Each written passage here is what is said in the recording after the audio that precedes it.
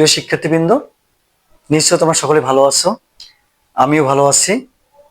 আজকে আমি আবার আসলাম তোমাদের সামনে আরেকটি ক্লাস নেওয়ার জন্য। প্রিপজিশনের কিছু ব্যবহার নিয়ে আজকে আলোচনা করব। আজকে আমি আলোচনা করব তোমাদের সামনে অ্যাবাউট এবং অ্যাট নিয়ে। দেখো, অ্যাবাউটটা হচ্ছে সম্বন্ধে, প্রায়, এগুলো জানি আমরা। তো আমি একটু একটু করে আলোচনা করি। অ্যাবাউট মানে আমরা একটা পাচ্ছি সম্বন্ধে, সম্বন্ধে পাচ্ছি অথবা বিষয়ে, সম্বন্ধে অথবা বিষয়ে এটা পাচ্ছি। অ্যাবাউট মানে সম্বন্ধে অথবা বিষয়ে। আমি কোনো বিষয়ে জানি, আমি কোনো সম্বন্ধে জানি, এগুলো হলে অ্যাবাউট হবে। যেমন ধরো, I don't know, I don't know আমি জানি না, about this matter, I don't know about this matter, আমি এই বিষয়ে জানি না। এখানে এই অ্যাবাউটটা হচ্ছে প্রিপজিশন। কেন বসলো? বিষয়ে বা সম্বন্ধে, আমি এই সম্বন্ধে জানি না, এটা হলো এজন্য এখানে অ্যাবাউট বসলো, সম্বন্ধে বা বিষয়ে। আবার হতে পারে he he knows, he knows everything, he knows everything about her, he knows everything about her, সে তার বিষয়ে সবকিছু জানে, সে তার বিষয়ে সবকিছু জানে, এটা হচ্ছে অ্যাবাউট। বিষয় বা সম্বন্ধে, সে তার সম্বন্ধে বা তার বিষয়ে সবকিছু জানে, এই জন্য আমরা এখানে অ্যাবাউটটি বসালাম। এখন অ্যাবাউট মানে তাহলে বুঝলাম কি, বিষয় বা সম্বন্ধে হতে পারে।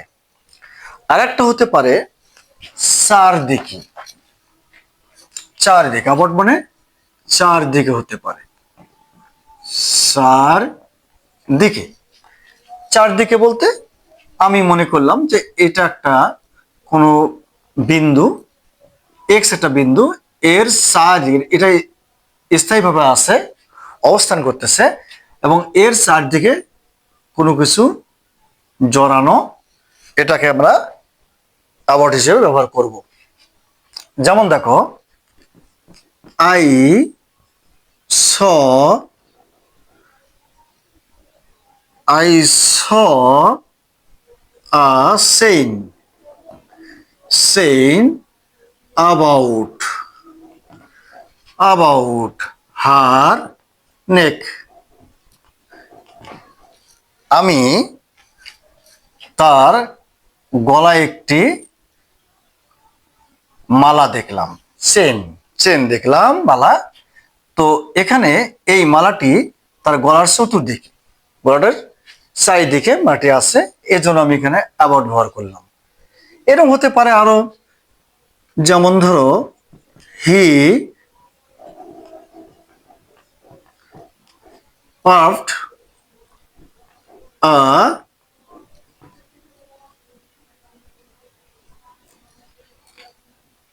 Piece, piece of cloth about his eyes, he wrapped a piece of cloth about his eyes, সে তার চোখের চারিদিকে এক টুকরা কাপড় জড়ালো।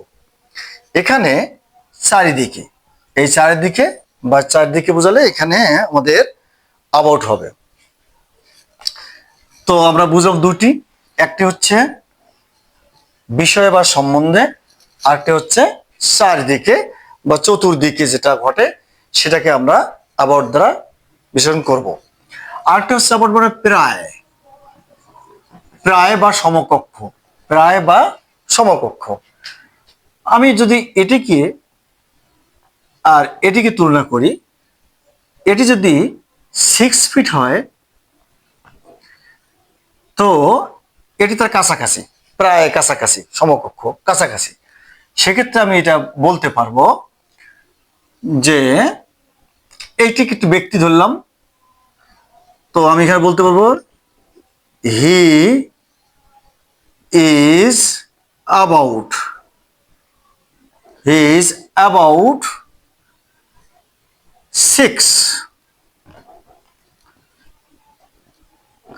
6 ফিট টল। সে প্রায় 6 ফিট লম্বা, সে প্রায় 6 ফিট লম্বা। তো এখানে এই অ্যাবাউট মানে হলো প্রায়, তাহলে আমরা বুঝলাম যে প্রায় হলেও সেক্ষেত্রে কি হবে, অ্যাবাউট হবে। তো এরকম আরো হতে পারে, যদি দুটি স্টিক ধরি আমরা এখানে, এই স্টিকটা ধরলে আমরা কি বলতে পারবো, যদি এখানে একটা স্টিক দিলাম, এখানে স্টিক দিলাম, এটি ধরলাম যে এবি স্টিক, এটি ধরলাম সিডি স্টিক, তাহলে আমি মনে করি যে এই লাঠিটির কাছাকাছি প্রায় এই লাঠিটি, সেক্ষেত্রে আমাদের কি হতে পারে যে this stick, this stick is about, is about, এটি যদি 5 ইঞ্চি হয়, 5 ইঞ্চি হয়, তো এটি আমরা বলবো যে this stick, this stick is about 5 inches, this stick is about 5 inches, অর্থাৎ এই লাঠিটি প্রায় 5 ইঞ্চি লং, লম্বা, প্রায় 5 ইঞ্চি লম্বা। তাহলে আমার প্রায় বা সমকক্ষ বা কাছাকাছি বোঝানোর জন্য আমরা অ্যাবাউট ব্যবহার করতে পারি।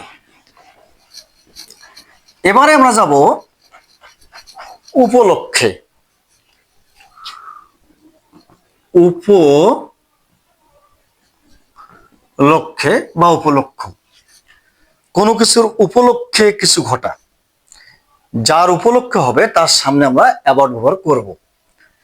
এখন উপলক্ষে বলতে আমি যদি এভাবে বলি, he went there about that matter, he went there about that matter, সে সেই ঘটনা উপলক্ষে সেখানে গেল, সে সেই ঘটনা উপলক্ষে সেখানে গেল। উপলক্ষের জন্য আমরা এখানে কি বললাম, প্রিপোজিশন অ্যাবাউট ব্যবহার করলাম। আবার আমি এভাবে বলতে পারি, she she came to our house about, she came to our house about marriage ceremony, marriage ceremony, সে বিবাহ উপলক্ষে আমাদের বাড়িতে এলো। অ্যাবাউট প্রিপোজিশন, উপলক্ষে হলেও প্রিপোজিশন অ্যাবাউট হয়। তাহলে আমরা বুঝতে পারলাম যে অ্যাবাউট মানে হচ্ছে প্রায় বা সম্বন্ধে বা বিষয়ে, তারপর হচ্ছে প্রায় হয়, উপলক্ষে হয়, এবং প্রায় বা কাছাকাছি, উপলক্ষে, চারিদিকে, চারিদিকে, এগুলো অ্যাবাউট হলে, এগুলো হলে তার প্রিপোজিশন অ্যাবাউট বসে। যা হোক, আমার মনে হয় তোমরা বুঝতে পারছো। এবার আমি তোমাদের সামনে আলোচনা করব অ্যাট নিয়ে। অ্যাট, অ্যাট একটি প্রিপোজিশন, অ্যাট কিন্তু স্থান, অ্যাট হচ্ছে স্থান। কোথায় কোথায় অ্যাট ব্যবহৃত হয় একটু লক্ষ্য করো। এবারে আমি যদি বলি এটা নির্দিষ্ট স্থান, নির্দিষ্ট স্থান, নির্দিষ্ট স্থান কিরকম, মনে করো এটা একটি স্থান, এই স্থানের মধ্যে একটি স্থান এক্স, এই এক্সটি হচ্ছে নির্দিষ্ট স্থান। এরকম নির্দিষ্ট স্থান বোঝালে কিন্তু তার পূর্বে অ্যাট হবে। যদি আমি বলি he he lives at Rangpur, he lives at Rangpur. এই অ্যাটটি প্রিপোজিশন হলো, আমরা যদিও জানি বড় স্থান হলে ইন হয়, কিন্তু আমি বললাম যে রংপুরের সে একটি নির্দিষ্ট স্থানে থাকে। রংপুরে যদি নির্দিষ্ট স্থানে সে বাস করে তাহলে হবে অ্যাট। আমি যদি এমনিতেই বলি হি লিভস ইন রংপুর, তাহলে সে রংপুরের যে কোনো স্থানে থাকতে পারে। আবার যদি আমি নির্দিষ্ট এরকম আরো হতে পারে, ধরুন আমি বলি, দেখো লক্ষ্য করো, there is a university at Rajshahi. There is a university at Rajshahi মানে রাজশাহীটা বিশাল স্থান, তার মাঝখানে বা যে কোনো স্থানে নির্দিষ্ট একটি জায়গা হলো ইউনিভার্সিটি, ওই জন্য ওর নির্দিষ্ট করার কারণে অ্যাট বসালাম আমরা। এভাবে হতে পারে। আবার দেখো স্থানের ক্ষেত্রে হতে পারে কিরকম, আমরা জানি, অনেকেই জানি যে ছোট স্থানের আগে অ্যাট বসে এবং বড় স্থানের আগে ইন বসে। তো আমি তো অনেক জায়গা চিনি না, জানি না যে সমস্ত জায়গার উল্লেখ আছে, আমি জানি না জায়গাটা বড় না ছোট, তাহলে আমি কোথায় অ্যাট বসাবো কোথায় ইন বসাবো? আসলে বাংলা এবং ইংরেজির মধ্যে গঠনের একটু পার্থক্য আছে। মনে রাখবা যে বাংলায় সবসময় বড় স্থানটি আগে হয় এবং ছোট স্থানটি পরে হয়। বড় স্থানটি কি হয়? আগে হয়, ছোট স্থানটি পরে হয়। আর ইংরেজির মধ্যে সবসময় ছোট স্থানটি আগে এবং বড় স্থানটি পরে। যেমন আমি যদি বলি আমি কুড়িগ্রামের উলিপুরে বাস করি, আমি কুড়িগ্রামের উলিপুরে বাস করি, তার মানে কি, দেখো কুড়িগ্রামটা বড় স্থান এবং তারপরে উলিপুরটা ছোট স্থান। এটা বাংলায় বলতে, বাংলায় যখন লেখা দেখবো তখন আমরা নিশ্চিত বুঝতে পারবো যে প্রথম স্থানটি বড় এবং পরের স্থানটি ছোট। আমরা যখনই ওটা ইংরেজি করতে যাব, লক্ষ্য করো, I live I live at Ulipur, I live at Ulipur, Ulipur in Kurigram. লক্ষ্য করো, I live at Ulipur in Kurigram. এই যে আমার উলিপুরটি ছোট স্থান, তার সামনে আমি অ্যাট দিলাম এবং কুড়িগ্রামটা তার চেয়ে বড়, তার সামনে ইন দিলাম। কিন্তু বাংলায় বললে কি হবে? আমি কুড়িগ্রামের উলিপুরে বাস করি। তাহলে মনে রাখবে যে বাংলায় যদি তো কোনো থাকে দুটি স্থানের উল্লেখ, তাহলে মনে রাখবে যে বড় স্থানটি হচ্ছে প্রথমে এবং ছোট স্থানটি পরে। আর ইংরেজিতে কিন্তু ঠিক তার ছোট স্থানটি আগে আনতে হবে এবং বড় স্থানটি পরে নিয়ে যেতে হবে। যখন ছোট স্থানটি আমি আগে নিয়ে আসবো দুটি স্থানের মধ্যে, তখন আমি তার সামনে অ্যাট ব্যবহার করব। এটা আমাদের অ্যাট ব্যবহার করার নিয়ম, এবং নির্দিষ্ট করে স্থান বোঝালে সেক্ষেত্রে আমাদের অ্যাট হবে। তো আমার মনে হয় বুঝতে পারছো এটা, যে অ্যাট মানে হচ্ছে কি নির্দিষ্ট কোন স্থান। এখন দেখো, অথবা অ্যাট মানে ছোট স্থান বসে, অ্যাট মানে যদি দেখা যায় ছোট স্থান, তার সামনে অ্যাট বসে। এবার আমরা যাব একটা সময়, সময়ে বোঝালেও কিন্তু অ্যাট বসে। সে সময়টা হবে point of time, point of time. সময়, নির্দিষ্ট সময় বোঝালে সেখানে আমাদের অ্যাট হবে। আমি যদি বলি they they will play, they will play at 5 p.m. লক্ষ্য করো, দে উইল প্লে অ্যাট 5 p.m. তারা বিকেল 5টায় খেলবে। এটা নির্দিষ্ট সময়, বিকেল 5টা একটা নির্দিষ্ট সময়, তার সামনে কি বসালাম? আমি অ্যাড বসালাম। তার মানে আমি বুঝতে পারলাম যে নির্দিষ্ট সময় হলেও তার আগে অ্যাড বসে। তো কি বসালাম? একটা হচ্ছে স্থানের সামনে, আর একটা হলো নির্দিষ্ট সময়। এবারে আমি বলি যে যদি কোন দেখা যায় মূল্য, দাম, মূল্য বা দাম, সেক্ষেত্রেও কিন্তু আমাদের কি বসবে? অ্যাড বসবে। মূল্য বা দাম যদি বোঝায় সেক্ষেত্রে অ্যাড বসবে। যেমন দেখো, this this table this table has been priced. This table has been priced at 800 টাকা। This table has been priced at 800 টাকা। অর্থাৎ লক্ষ্য করো যে এই টেবিলটির মূল্য হচ্ছে কত? 800 টাকা। এখানে আমি অ্যাড বসালাম কেন? যেহেতু মূল্য নির্ধারণ করা হলো, ওই জন্য আমি অ্যাড বসালাম। তাহলে স্থান পেলাম, তারপর আমি সময় পেলাম, তারপর মূল্য পেলাম, এইগুলোর ক্ষেত্রে আমাদের কি ব্যবহৃত হবে? অ্যাড ব্যবহৃত, অ্যাড প্রিপোজিশনটা ব্যবহৃত হবে। এবার দেখো গতি, গতি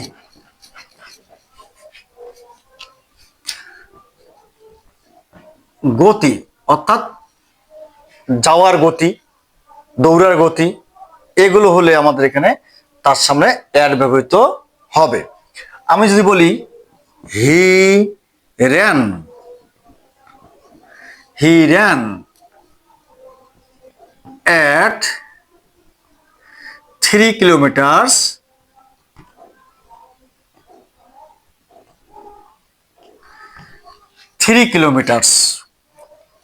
he ran at 3 kilometers per hour. He ran at 3 kilometers per hour. সে ঘন্টায় প্রায় 3 কিলোমিটার গতিতে দৌড়ালো, 3 কিলোমিটার গতিতে দৌড়ালো। গতি বোঝানো হয়েছে, এই জন্য আমি কি বললাম এখানে, এখানে অ্যাড ব্যবহৃত করলাম। তাহলে গতি হলেও আমাদের কি হবে? অ্যাড হবে। আরো দেখো দিকে, দিকে, দিকে বোঝালে অ্যাড ব্যবহৃত হবে, দিকে বোঝালে অ্যাড ব্যবহৃত হবে। যেমন ধরো please, please look at me, please look at me, দয়া করে আমার দিকে তাকাও, দয়া করে আমার দিকে তাকাও, অ্যাট মি, দিকে। এভাবে হতে পারে the dog ran at the new কামার, নতুন যে মাস্টার আসছে, নতুন একজন মানুষ আগন্তুক, তার দিকে কুকুরটি দৌড় মারল, দিকে। এই দিকে হলে সেক্ষেত্রে কিন্তু অ্যাড ব্যবহৃত হবে। আর একটি হতে পারে দায়িত্ব, দায়িত্ব বা নিজ খরচে, দায়িত্ব বা নিজ খরচে যদি হয় সেক্ষেত্রে হবে। দেখো দায়িত্ব হলেও কিন্তু আমাদের কি ব্যবহৃত হবে? দায়িত্ব হলেও আমাদের অ্যাড ব্যবহৃত হবে। He did it at his own cost. He did it at his own cost. সে এটা করলো নিজ খরচে, অর্থাৎ নিজ দায়িত্বে সেটা করলো। তো এখন এখানে বোঝা গেল যে নিজ দায়িত্ব বা নিজ খরচ, নিজ দায়িত্ব বোঝার কারণে আমাদের এখানে অ্যাট ব্যবহৃত হলো। এরকম ডু ইট, ডু ইট আমি এভাবে বলতে পারতাম অ্যাট ইয়োর ওন কস্ট, তুমি এটা তোমার নিজের দায়িত্বে করো, সেক্ষেত্রে কিন্তু এটা হতো নিজ খরচে করো, নিজ দায়িত্বে করো, তাহলে আমাদের সেক্ষেত্রে অ্যাড হতো।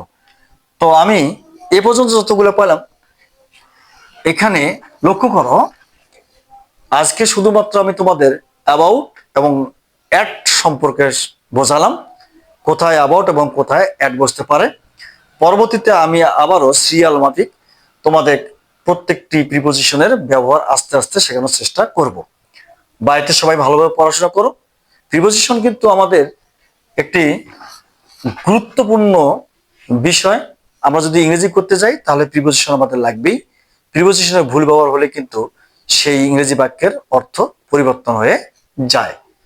প্রিপোজিশন আমাদের সব ক্ষেত্রে লাগে, আমাদের এসএসসি লেভেলও লাগে, আমাদের ইন্টার লেভেলও লাগে। সুতরাং প্রিপোজিশনটা খুবই গুরুত্বপূর্ণ।